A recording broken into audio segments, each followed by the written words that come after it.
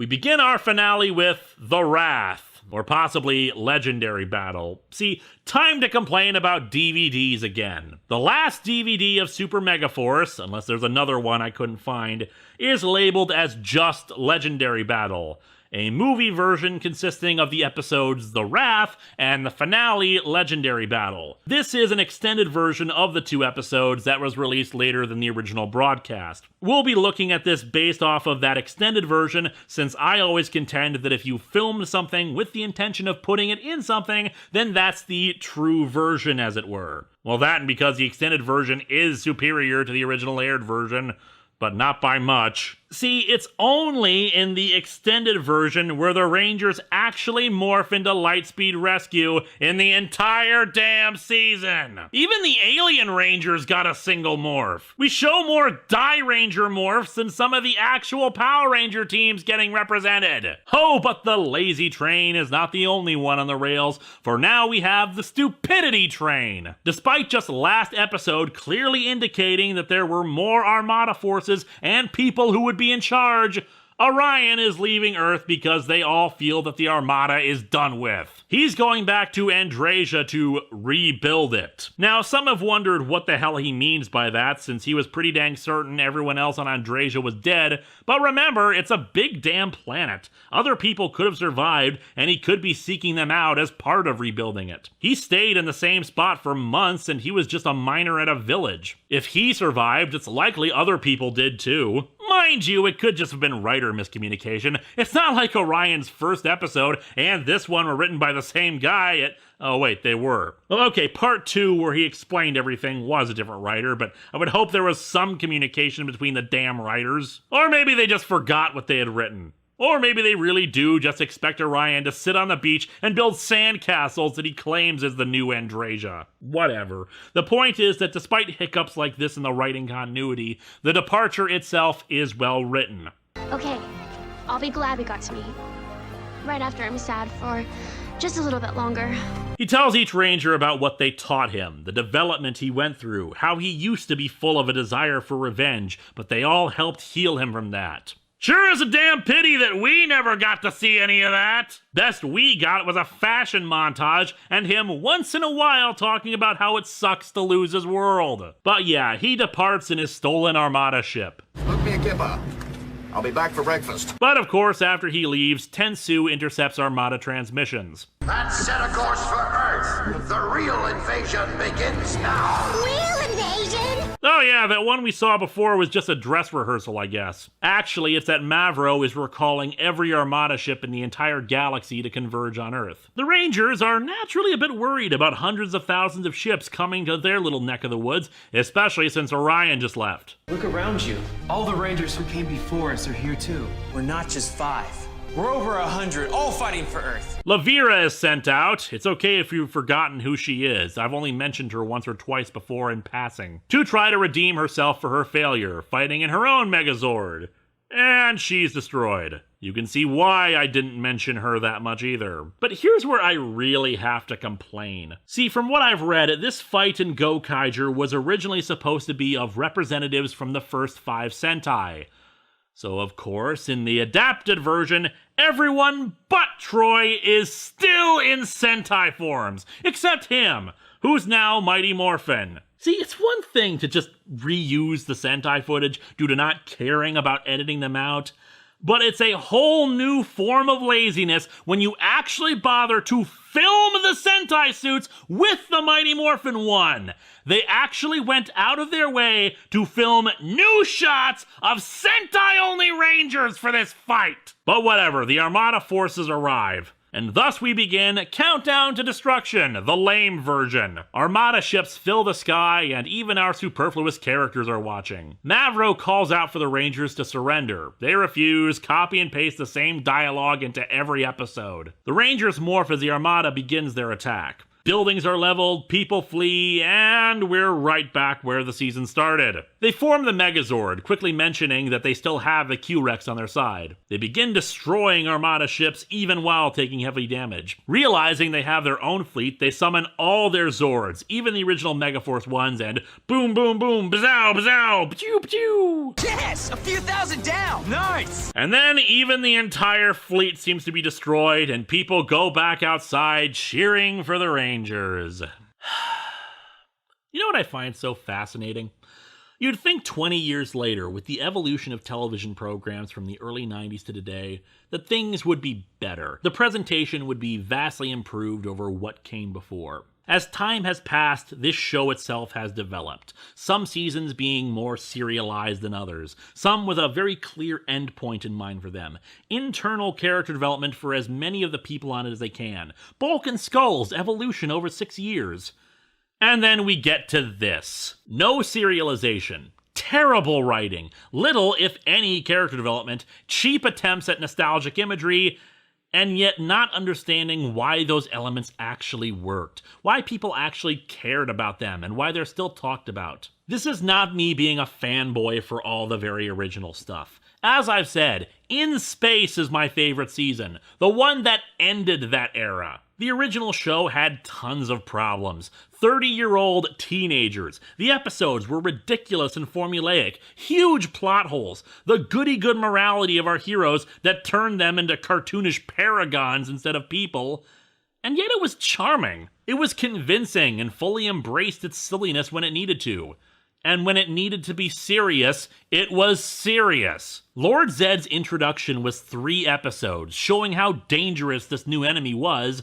But if you really break it down, all he did was unleash a squad of putties and a single powerful monster. And yet, there's more dread and menace demonstrated by these 2 little things than an entire season's worth of Armada ships and X-Borgs, because they weren't treated as something we could destroy in the thousands in a single stroke while rambling about teamwork. And when Zordon gave them new Zords, it was treated with importance. That this really was the next step in the fight, the escalation of the conflict. Instead, it's Gosei randomly handing out Zords and weapons for no other reasons than he felt like it. This isn't a celebration of the history of Power Rangers. It's a mockery of it, an unintentional parody. There is no tension here. In Countdown to Destruction, it actually felt like the world was ending. This is why season finales since then have followed a similar pattern of destruction and overwhelming numbers. Because even if it's technically the same points over and over, there's a real sense of despair and hopelessness to see the base destroyed, armies of foot soldiers, and mass devastation. Because if nothing is treated like something to be worried about, why the hell should we care about it? I think the only time this wasn't played up to some degree was Jungle Fury, because they were focusing on character stuff and badass martial arts instead. And it worked. We don't even get that here. 1 minute the Rangers are crapping their pants about the possibility of millions of ships, and in the next minute, well, that was easy. But of course, that's not the end.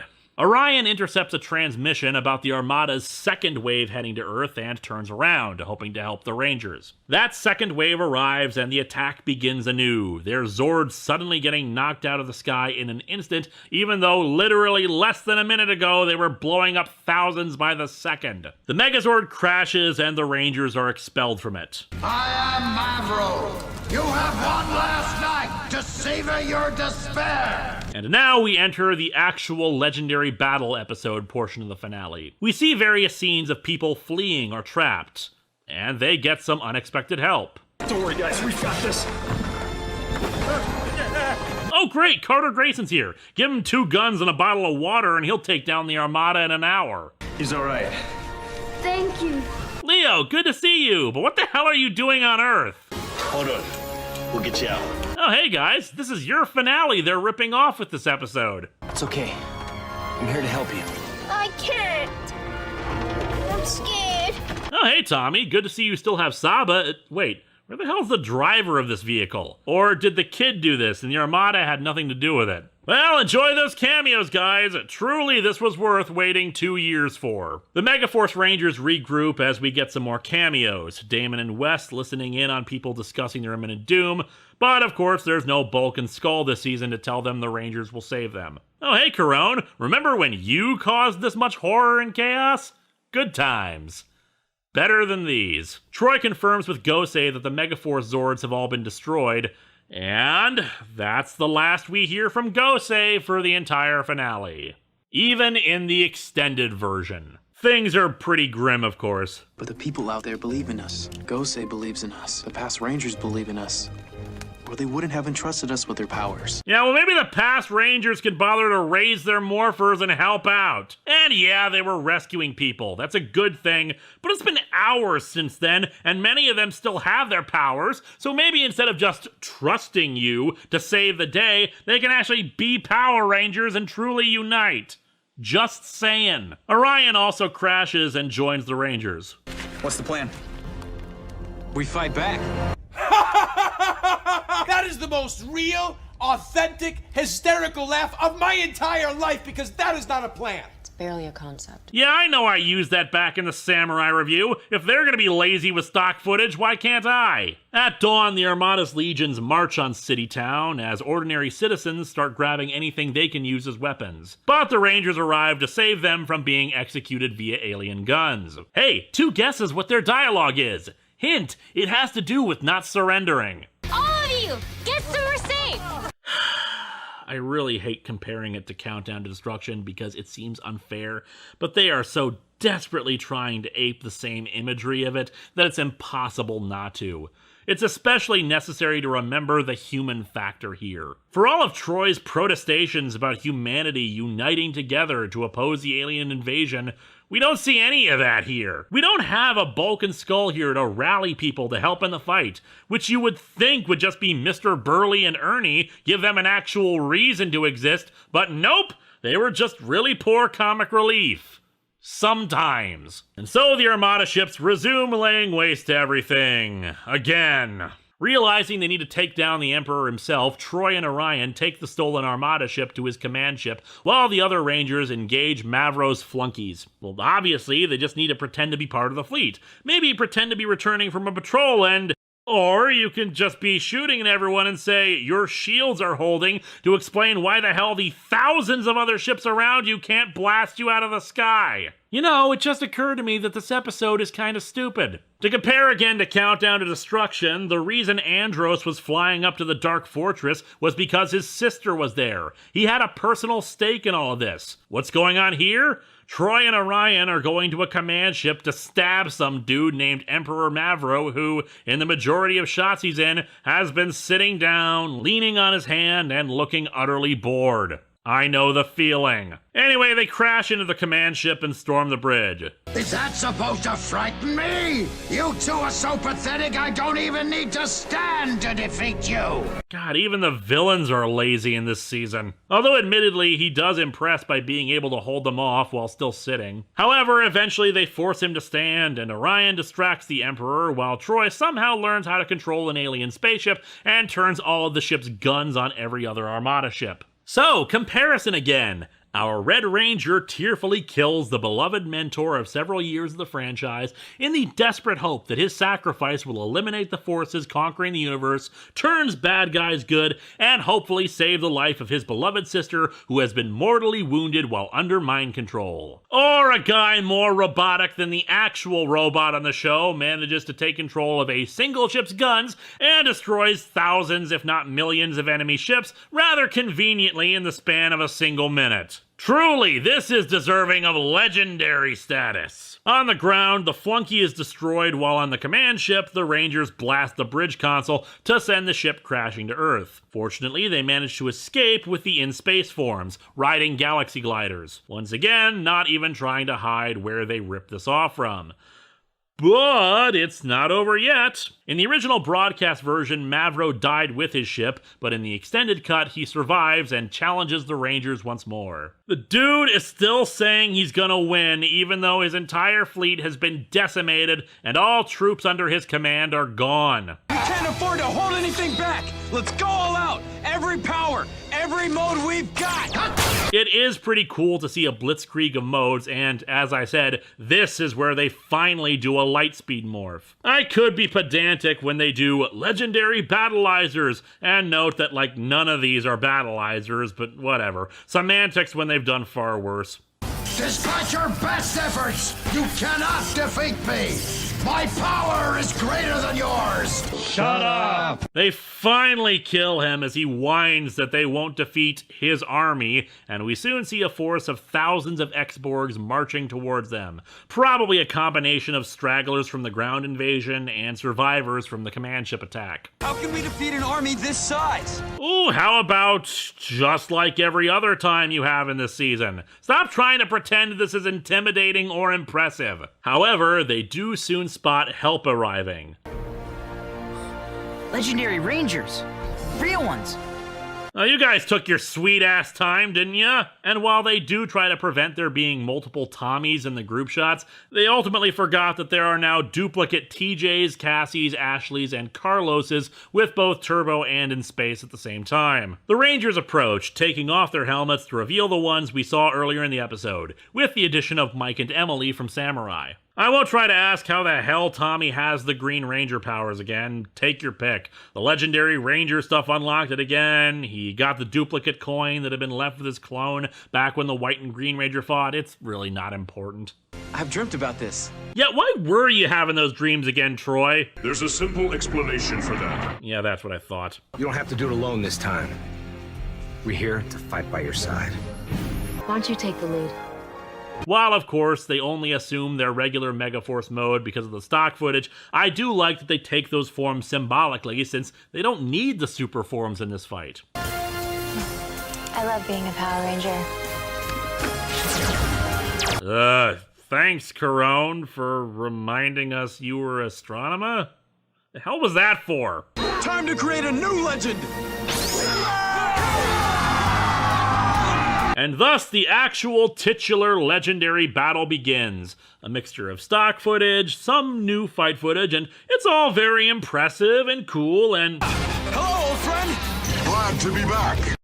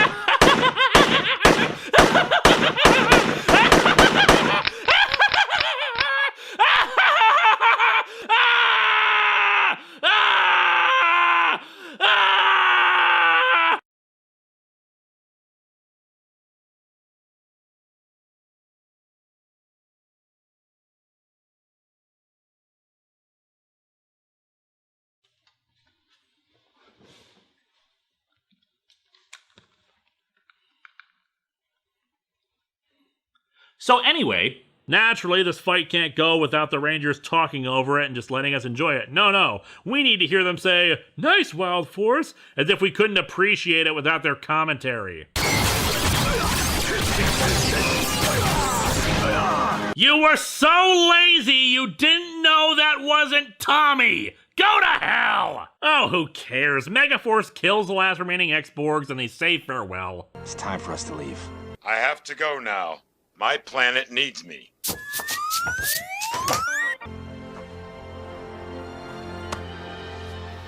We'll always be with you.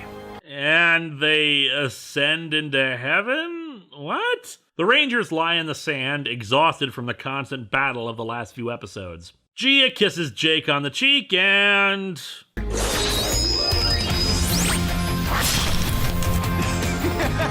What the hell are you doing that for? I thought a Ranger never lets go of their weapon, Troy. Dickhead. That's it. No epilogue. No wrap-up of the characters or Gosei. No reflection on everything they've been through.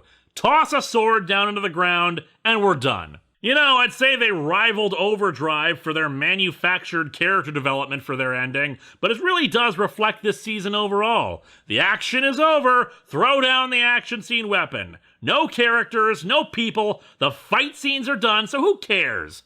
That was super mega stupid. As you can imagine from the last several days of your life I've stolen with this recap and review, I don't think Megaforce is a very good series. Characterization is shallow on the whole, and the writing is insipid, with the same tired repetitions of "never surrender" in one variation or another. The side characters contribute nothing to the series, and the villains are boring, evil for the sake of being evil, and ultimately completely forgettable. This season would just be mediocre on its own, but the fact that it fails so utterly at being a 20th anniversary celebration of the franchise means that it falls into the category of awful. I barely know where to begin with this.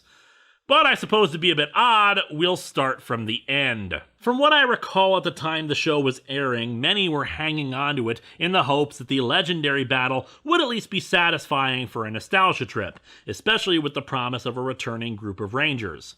Obviously, it did not end up meeting with people's expectations. As I tried to explain earlier, fan service without meaning behind it does nothing but remind people, yep, this is a thing you remember, much like the reference to Angel Grove in Once a Ranger. Simply the fact that they transform into past Rangers doesn't amount to anything. I felt nothing during those moments because there's no associating context to them except for in the tribute episodes.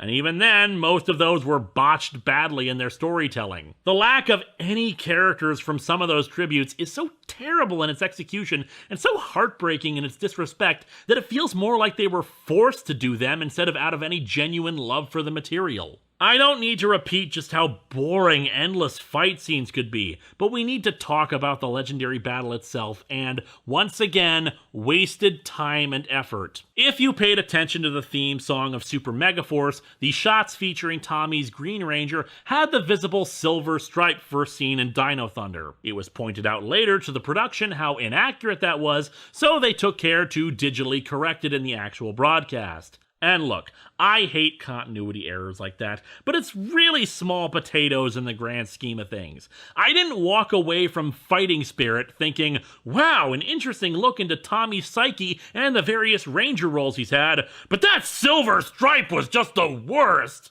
Instead of worrying about a dumb aesthetic mistake, they could have spent time and money having those Rangers do more than just stand around looking stoic or rescuing random people. You could have had more interaction with the Rangers, another tribute episode, getting rid of the Sentai-only teams, something that made more sense. But then again, wasted money is another part of this problem. There is an episode devoted to Tensu losing his memory and going through the city.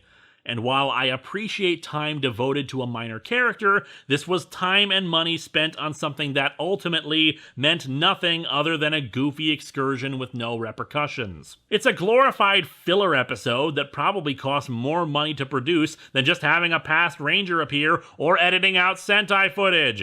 It required animators, editors, and cameramen to do location work in the city in areas that they probably wouldn't normally film. And what's most irritating about it is that in a normal season, this would have had the normal balance of American footage and Sentai footage.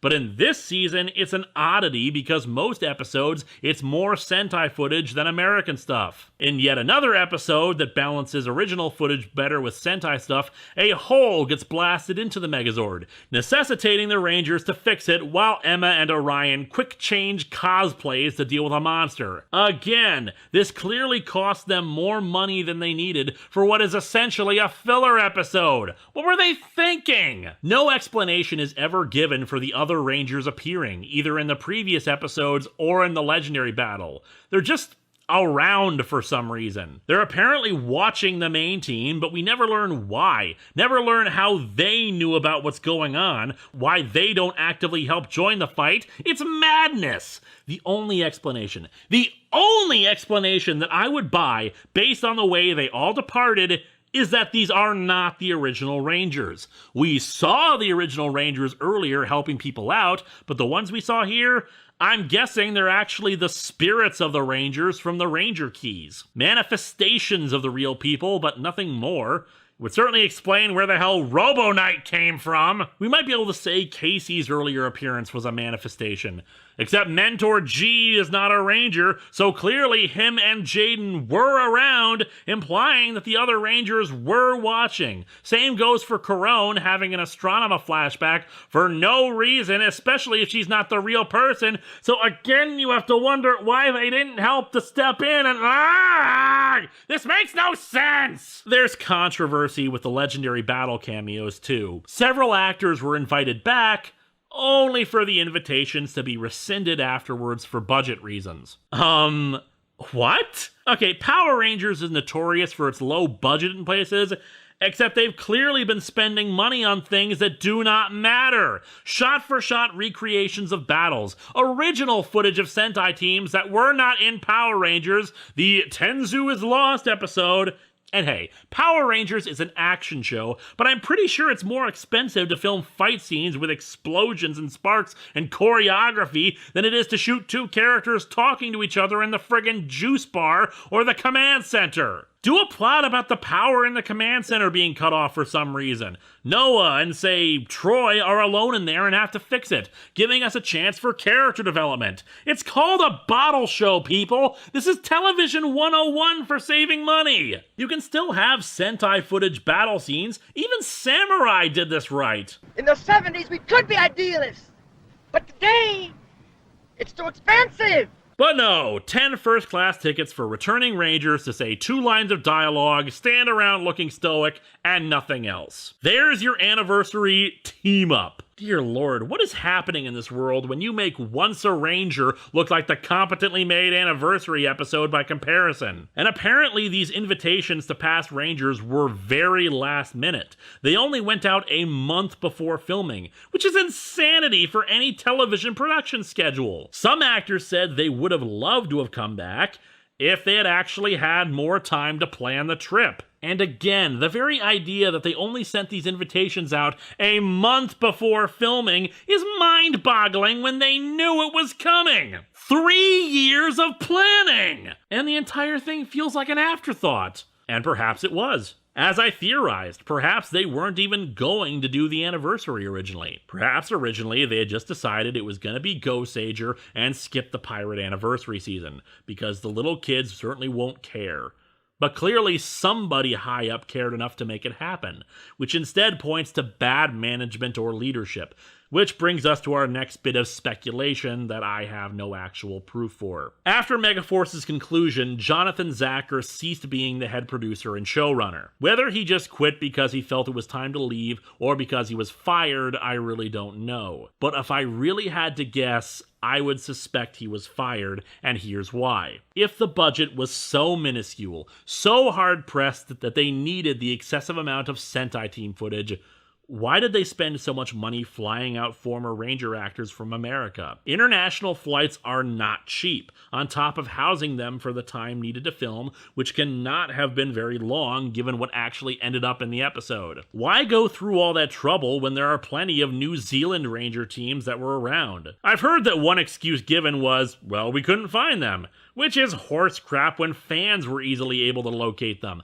Some of them are still involved in other New Zealand television. And as I said last time, some of whom have already acted in multiple Power Rangers productions, and some of whom they brought back to do voice work. Yeah, Nick Sampson, who played Chip in Mystic Force, did a monster voice in Blue Saber Saga. Hell, even for a more live-action example, as many people pointed out, Grant McFarland, who played our favorite guinea pig mentor in Ninja Storm, was on screen just last season in the Tenjin Gate. These people were around, and being working actors, they were probably available. With the wasteful spending on things that they did not need to spend money on, it's not outside the realm of possibility that got Haim Saban's attention. Saban himself is not actively involved in the production of Power Rangers, but what would get him to take notice is spending an excessive amount of money. And as such, I don't think it's impossible that would get him to send Zacher packing and replace him with with Judd Lin for the next season. But as I've said, this is all speculation. The constant problem I've had with History of Power Rangers is finding reliable behind-the-scenes information. Despite living in a world of mass social media connections and DVD extras and all the bells and whistles, production of most of this stuff tends to be hush-hush until years later, partially because kids don't care about the behind-the-scenes, and partially because nobody wants to talk about it, for fear of breaking an NDA or burning bridges in the system, or just because they don't know what's happening. So I scrounge for what information I can find, try to get verification when possible, and then speak it. And sometimes I get things wrong. I'm trying to make sense of it just as much as everyone else. So remember, most of this is either assumptions or I got it from a second source who could be equally full of it. But I don't think it's unreasonable to assume that in a season that spent tens of thousands of dollars recreating suits, flying actors out to New Zealand for a single day of shooting, housing them, giving them lines to speak, doing lots of promotional shots in additional makeup and costumes that have nothing to do with the episode, and then flying them back again, and all of this on very short notice, according to the actors contacted, that maybe Saban wasn't very happy about how much money was wasted on this production. A production that already had a massive promotional campaign, one that did not deliver the numbers they wanted, and was met with critical lambasting.